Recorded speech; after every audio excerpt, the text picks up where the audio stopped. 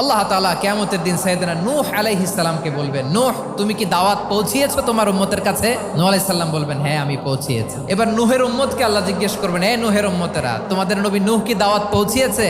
নূহের উম্মত বলবে, না আল্লাহ, কোনো দাওয়াতও আমরা পাই নাই, আপনারাও চিনি নাই, জান্নাতও চিনি নাই, জাহান্নামও চিনি নাই। নূহ আলাইহিস সালাম বিপদে পড়ে যাবেন। তখন আল্লাহ বলবেন, নূহ তোমার পক্ষে কোনো সাক্ষী আছে? নূহ আলাইহিস সালাম বলবেন, আছে। কে?